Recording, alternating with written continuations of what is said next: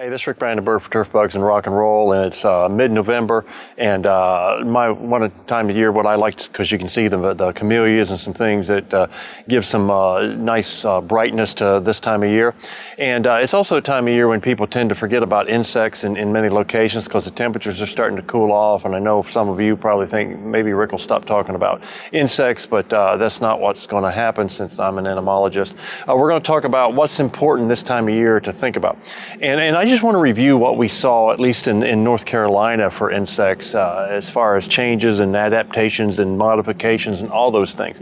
And in this year where we had some really wet months during the summer of 8 or 9 inches of rain, some really dry months where we maybe only had 1.5 inches, that was the major feature of spring through fall, were these widely fluctuating amounts of rainfall we got.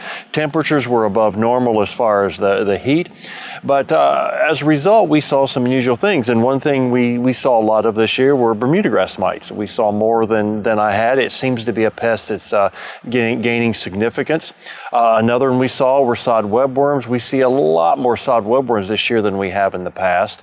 And really, we haven't had sod webworms as a problem for a long, long time, but the last few years we're seeing them more and more commonly on a number of warm season turf grass. Mole crickets were very problematic this year. Fire ants were kind of average. Fall armyworms were very average for us. White grubs were perhaps a little bit above normal.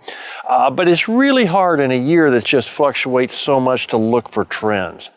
But the trends that I do know that are happening, and they're happening for a lot of reasons, climate change, cultivar change, management practice change, mowing height change, irrigation change, fertility change, all these sorts of things, it only makes sense that we're going to see pests change, whether it be weeds, diseases, or insects.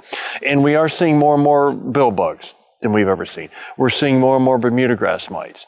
We're seeing, in my opinion, the mole crickets continue to expand. Fire ants continuing to expand. So we're seeing an increase in some of these pests. And sod webworms are becoming more and more abundant.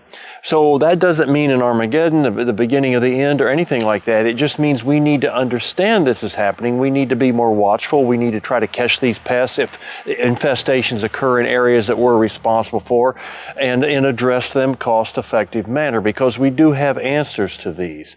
And in some cases, we can double up on treatments, and if we adjust the timing a little bit, we can manage our main target pest, but then also at the same time get some of these other pests and have an impact on them to suppress them.